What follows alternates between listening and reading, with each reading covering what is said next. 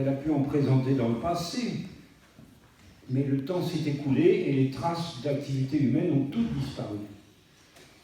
Dans le temps, on parlait de forêt vierge, forêt où l'être humain n'était jamais pénétré, mais ça n'existe plus. Et donc on a laissé tomber ce terme de forêt vierge. D'ailleurs, cette virginité récurrente, ça nous faisait rigoler un peu. Bon. Donc on a laissé tomber ça. Forêt primaire, attention de ne pas confondre avec l'aire primaire des géologues. Ça n'a strictement rien à voir. Attention. Je voudrais vous montrer d'abord à quel point la forêt primaire tombe bien avec les problèmes écologiques auxquels nous faisons face. Vous avez sûrement remarqué qu'on manque d'eau, on manque de pluie.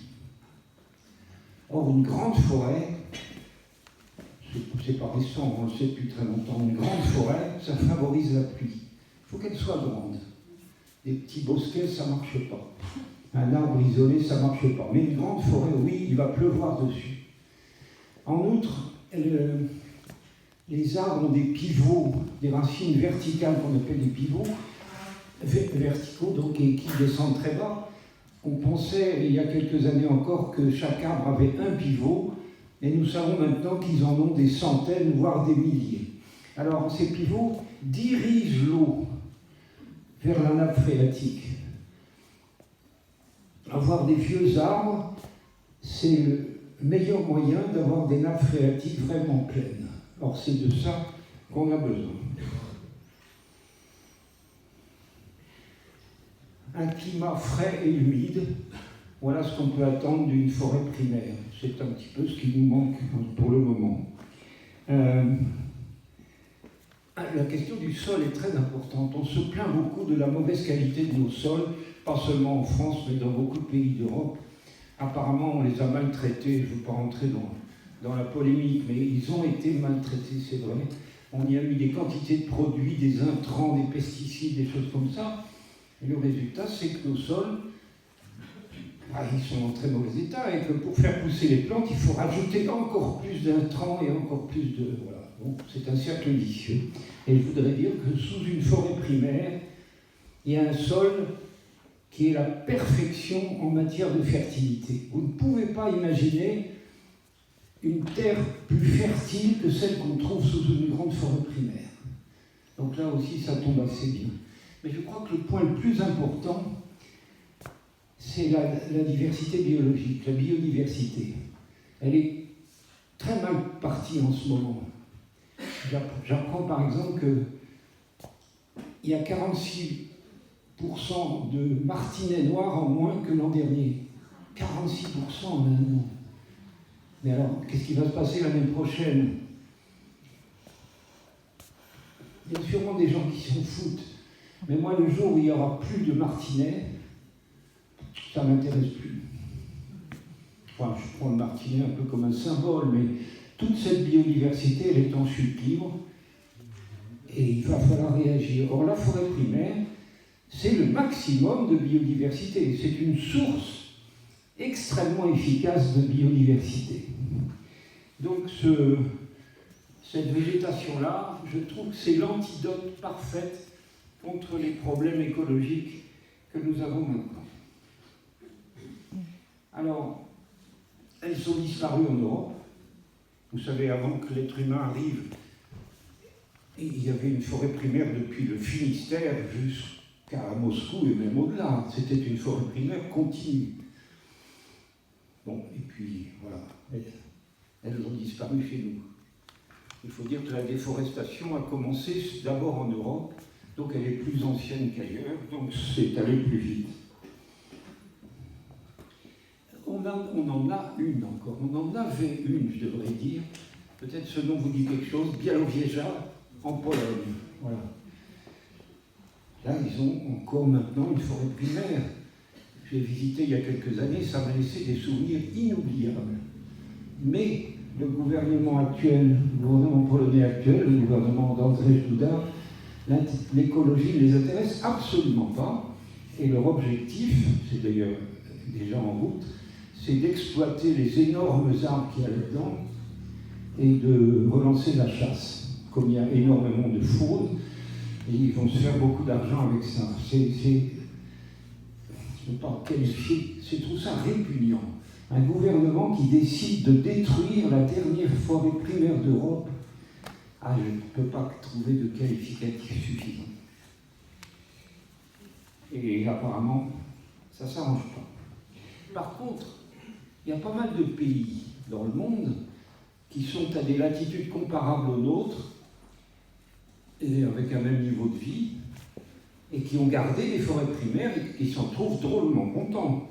Les États-Unis, le Canada bien sûr, la Russie, le Chili, l'Australie, la Nouvelle-Zélande, tout ça c'est des pays un petit peu comparables aux nôtres au point de vue niveau de vie. Ils ont gardé des forêts primaires et ils en sont très contents.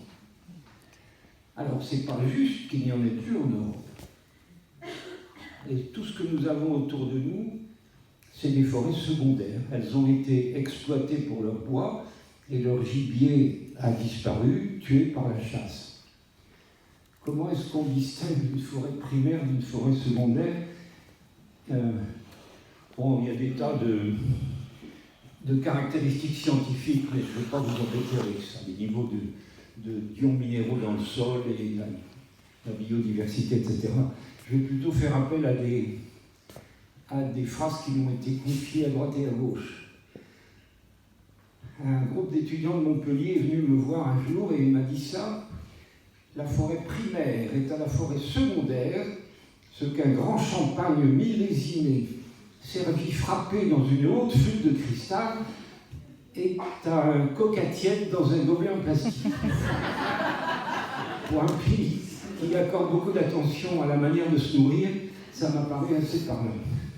Attention, il y a bien pire que ça. Il y a un collègue américain, un forestier américain du Colorado, ce détail est important, James Balog, qu'est-ce qu'il dit? La forêt primaire est à la forêt secondaire ce que le Grand Canyon du Colorado est à un égout. Bon, il va un peu fort. Ça arrive que les amis américains, ils vont un peu au-delà de leur pensée, mais je comprends ce qu'il veut dire. Bon, donc je trouve que c'est pas juste que nous n'en ayons plus, et à vrai dire, c'est pas si compliqué. C'est pas si compliqué d'en faire, d'en laisser une se faire. Alors à cette fin, on a créé il y a 3 ans maintenant une association pour la renaissance d'une forêt primaire en Europe de l'Ouest. Et étonnamment, ça a très bien marché. Moi, je m'attendais à ce que les gens me disent: écoute, on ne sait pas du tout ce que c'est que ces forêts dont tu nous parles, donc laisse tomber et retourne à tes chères études. Eh bien non, on est maintenant 4400, je crois, et ça augmente tous les jours. 21 pays, y compris des pays qui n'ont rien à voir avec l'Europe d'ailleurs. Donc c'est une espèce de nécessité pour beaucoup d'endroits au monde de refaire ça. Le secrétaire général s'appelle Éric Fabre. C'est un homme qui habite près de Limoges et qui a exactement les connaissances que moi j'ai pas. On se complète bien. Moi je parle de forêt et lui il est très bon en administration. On a vraiment besoin de ça aussi. Alors, pratiquement, il va nous falloir 70 000 hectares. Beaucoup d'écologistes me disent c'est monstrueux, c'est gigantesque. Non, je ne suis pas d'accord. Ça veut simplement dire que ce qu'on a jusqu'à présent concédé à l'écologie, c'était beaucoup trop petit. Et c'est pour ça que ça ne marchait pas. 70 000 hectares d'ailleurs, c'est pas gigantesque. Moi j'ai des références méditerranéennes, sans doute un peu comme vous. Si vous voyez les Baléares, il y a une île qui s'appelle Majorque, qui est grande. Il y en a une qui s'appelle Minorque. Celle-là fait 70 000 hectares. Qu'est-ce qui peut dire que Minorque c'est gigantesque? C'est ridicule. Et puis, un petit calcul vous montre que 70 000 hectares, c'est un carré de 26 km de côté. Je ne trouve pas ça gigantesque. Pourquoi 70 000 hectares? Parce que c'est imité de la forêt polonaise de Białowieża, parce que là, ils avaient toute la grande faune, toute la faune, y compris la grande faune, de la forêt primaire d'Europe. Or, il nous faut cette grande faune-là. Et donc, voilà. On s'est habitué à cette surface, et en parcourant un certain nombre de forêts dans le nord de la France, on a trouvé aisément des surfaces de 70 000 hectares dans lesquelles il n'y avait ni village, ni route, ni ligne à haute tension.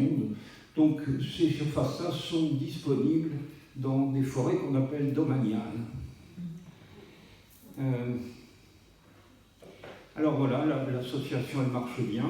Il y a une vingtaine de travailleurs.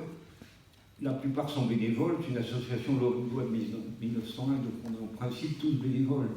Il y a tout de même quelques personnes qu'on a réussi à salarier. On en est à 4 ou 5 salariés. J'en profite pour vous dire que si vous voulez nous aider, c'est ça qu'il faut faire. Adhérer, ça vous coûte 20 €, c'est pas ruineux, mais seulement quand on va mettre le projet devant les politiques, vous savez ce qui les intéresse, c'est pas, excusez-moi, c'est pas tellement le projet lui-même, c'est le nombre d'adhérents. Alors 4004, je crois. Bon, si on pouvait monter à 6000, je crois que ça risquerait de marcher mieux. Pour comment trouver l'adresse, si vous avez le petit bouquin, ou bien alors simplement vous tapez sur un ordinateur forêt primaire au singulier et en un seul mot, et ça va venir. Il n'y en a pas 36. Non.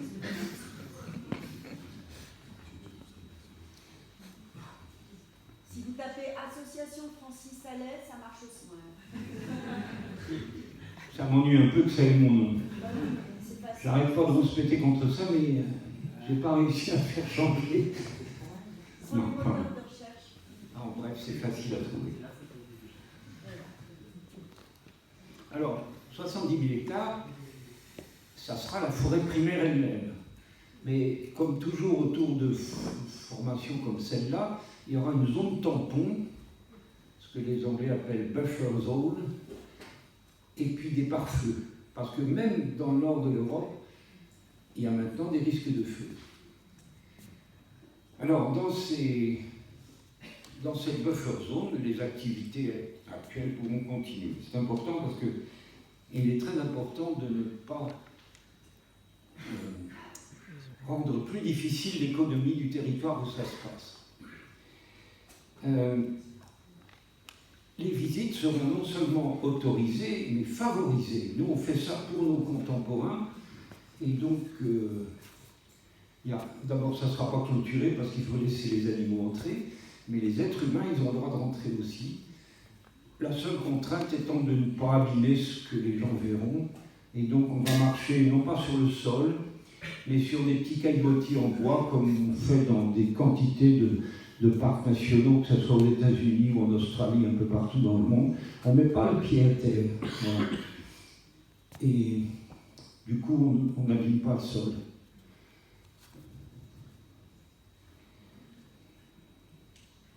Alors, la durée,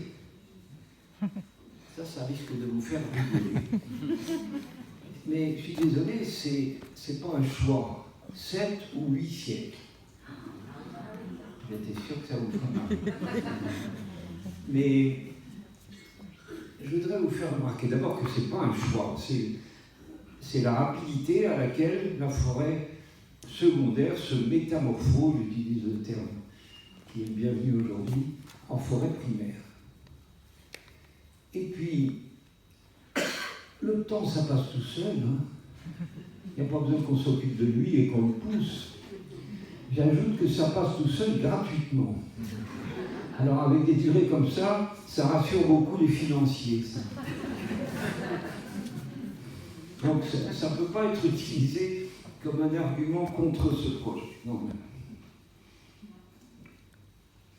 Alors l'important, c'est que l'association en question a pris dès le départ cette décision. Il ne faut léser personne. Ça nous paraît extrêmement important. C'est fait pour valoriser le territoire et surtout pas pour gêner qui que ce soit. Il y a pourtant, vous vous en rendez compte, des corps de métier qui vont devoir changer leur activité. Les coupeurs de bois, eh ben, ils pourront agir dans la zone tampon, mais il ne faut pas qu'ils viennent couper du bois dans les 70 000 hectares du cœur primaire. Bon, c'est vrai, mais enfin 70 000 hectares, ça ne va pas mettre beaucoup de désordre dans leur comptabilité. Ce qu'ils craignent, et ils ont fini par me le dire, ce qu'ils craignent, c'est que ça marche. Et du coup, que ça soit copié. Les Espagnols, ils ont déjà... Les Espagnols, ils m'ont dit, si tu fais ça chez toi, nous on le fait chez nous. Allez-y les amis, sans aucun doute. Je sais que les Espagnols, ils sont en train de chercher des grandes surfaces forestières entre Madrid et la frontière du Portugal, et là ils vont trouver sans aucun doute. Alors, 70 000 hectares, ça ne peut pas gêner tellement les coupeurs de bois, mais c'est vrai que si c'est copié un peu partout, là, il va falloir prévoir des dédommagements aux coupeurs de bois. Mais ça, c'est une procédure dont l'État français a déjà l'habitude. Quand il y a un parc national ou une réserve intégrale, on dédommage les forestiers, les coupeurs de bois, c'est normal. Donc il va falloir que ça soit le centre d'une nouvelle dynamique de développement du territoire. Les chasseurs, je les connais mal, je ne sais pas trop comment faire, mais s'ils réfléchissent un peu, ils verront qu'une forêt primaire, c'est une extraordinaire source de gibier. Et comme le domaine ne sera pas clôturé, je pense que ça va enrichir en gibier toute la région. Tout ça, c'est imité de l'exemple polonais Białowieża à l'époque où ça tournait bien. Donc je crois que ce soit les forestiers ou les chasseurs, on va pouvoir s'arranger. Les chasseurs ont dit qu'ils se tirent dessus les uns les autres. Peut-être qu'en attendant, le problème va se régler de lui. Pas de problème.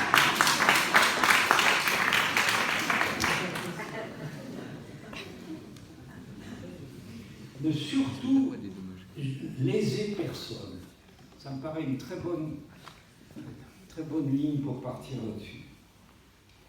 Alors, on a commencé des discussions, on a visité beaucoup de régions, on a décidé que ça serait transfrontalier parce que nos premiers supports, c'était la communauté économique européenne.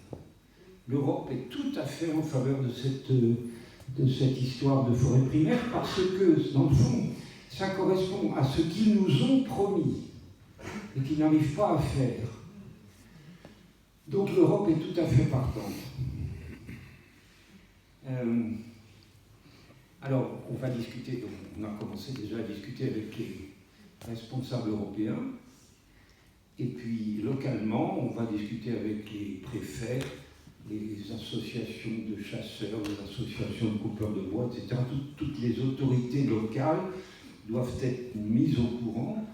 On ne leur demande pas tellement de dire si ça leur plaît ou pas. On présente la question de cette façon. Et si on faisait une forêt primaire près de chez vous, qu'est-ce que vous en pensez? Il y a des aspects qui vont vous gêner, mais il y a aussi beaucoup d'aspects qui vont vous rendre de très grands services. Donc il faut qu'on en discute. Voilà. On est engagé dans une longue phase de discussion avec les autorités nationales, européennes et locales. Et généralement, ça se passe bien parce que les gens croient que la forêt primaire, ils n'auront pas le droit d'y venir, mais quand on leur explique qu'ils seront les bienvenus, au contraire, ça s'améliore. Alors, où est-ce qu'on en est? On a déterminé 2 zones transfrontalières. Du coup, le fait que ça soit transfrontalier, ça veut dire que ce n'est pas 70 000 hectares en France, c'est 35 000 hectares de chaque côté. On a déterminé 2 zones, la Belgique, enfin la frontière franco-belge. Vous savez qu'ils ont des Ardennes, et puis nous aussi. Et là, c'est très facile de pouvoir s'installer. Ce qui m'embête, c'est que c'est un petit peu trop haut et les pentes sont un peu trop fortes. Enfin, on ne va pas trouver des forêts de plaine autour des frontières de Nord, aux frontières de la France. C'est pas possible. On a aussi dégagé une autre possibilité entre la France et l'Allemagne, c'est-à-dire entre les Vosges et la Rhénanie-Palatinat. Donc il se trouve qu'à cet endroit-là, il y a déjà une très grande réserve franco-allemande, beaucoup plus grande que 70 000 hectares. Je crois que c'est 90 000 hectares, je dis ça de mémoire. Et ça fonctionne très bien depuis plusieurs dizaines d'années. Donc la preuve est faite qu'on arrive à collaborer sans problème avec les Allemands sur des questions comme ça. Et les Allemands, ils ont une passion pour la forêt que nous n'avons pas en France, malheureusement. Ils sont très, très en avance sur la philosophie de la forêt. Je voudrais terminer en disant que, à ma connaissance, c'est un projet unique au monde. Il n'y a pas de pays, pour l'instant, qui essaye de refaire, de favoriser la renaissance d'une forêt primaire. Il y a beaucoup de gens qui reboisent. Attention, il n'est pas question de planter quoi que ce soit. Parce que si vous plantez, vous faites une plantation, vous ne faites pas une forêt. C'est très différent. Donc c'est un côté unique. Et je crois que le président Macron, qui a surtout envie qu'on ne parle plus de la réforme des retraites, ça l'intéresse pour ça. Le fond de l'histoire, je ne sais pas. Vous comprenez que ça ne peut pas être une association loi 1901 faite de simples citoyens. On n'est pas légitime pour dire on va s'installer là. Il faut que ça soit une décision politique venant du sommet de l'État. Voilà, on attend ça, mais apparemment ça va pu être très bon. Affaire à suivre. Il y a, j'espère, des questions. En tout cas... Ah non, les questions, c'est avec l'apéro. C'est ça.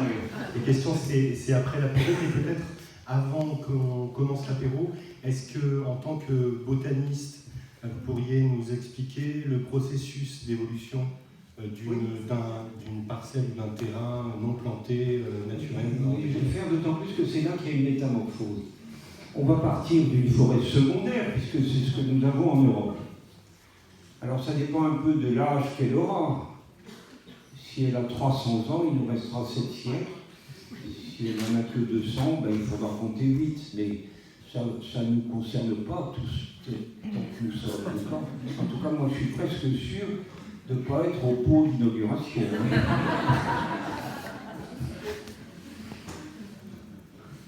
Voilà, alors, et cet aspect transmission, c'est transfrontalier, mais aussi transgénérationnel.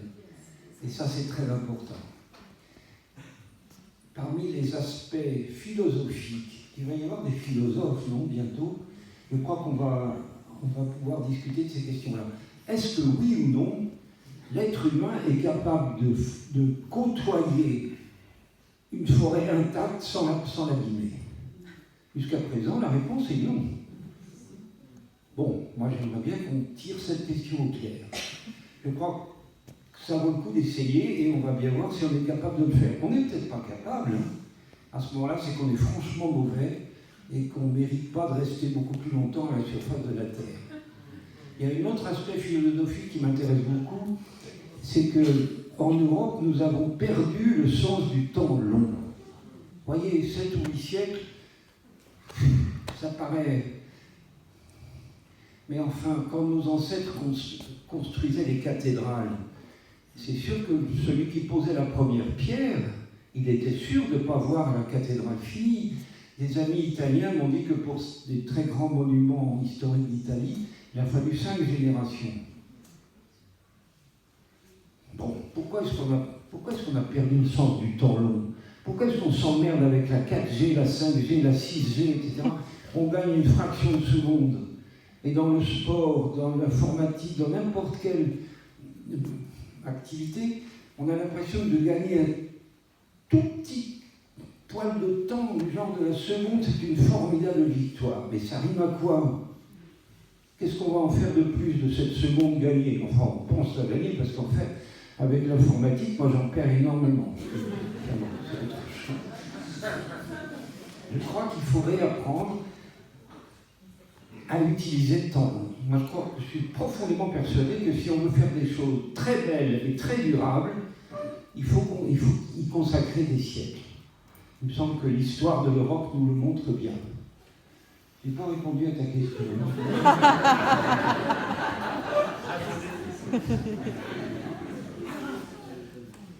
Alors, oui, les métamorphoses. Disons qu'on parle d'une forêt de 300 ans. Cette forêt, c'est des pionniers. C'est-à-dire des arbres qui ne vont pas vivre longtemps. Ça sera des pins, ça sera des bouleaux, ça sera des saules, des trucs comme ça, puis tout un tas de petits plantes qui viennent d'ailleurs très vite sur les terrains abandonnés par la déprise agricole. Ça ne vit pas longtemps, ça vit un siècle, pas plus. Donc ça va être remplacé, avant de disparaître complètement, ça va être remplacé par des postes pionniers, parce que ceux-là ont besoin d'ombre pour germer. Les pionniers, ils peuvent germer sur un sol nu. C'est presque leur définition. Les postes pionniers, il leur faut l'ombre des pionniers pour pouvoir germer. Alors, c'est des arbres qui vont durer plus longtemps. Ça serait, par exemple, des frênes ou des tilleuls. On va compter 300 ou 400 ans. Voilà. Et ceux-là aussi vont vieillir, mourir et disparaître. Et avant qu'ils ne disparaissent, encore une métamorphose, les arbres de la forêt primaire, qui seront essentiellement des fagacées, c'est-à-dire des hêtres et des chênes, enfin en tout cas si c'est la même famille, ils se mettent en place. Encore faut-il leur laisser le temps de former une véritable forêt. Écoutez, on tombe toujours sur 7 ou 8 siècles. Voilà. C'est là qu'il y a une métamorphose, et c'est là que, à partir d'une forêt un peu moche, que certains ont comparé à des égouts, on va passer à cette merveille absolue qu'est une forêt primaire. Voilà. Merci Francis pour cette belle introduction. Et donc maintenant, je vous propose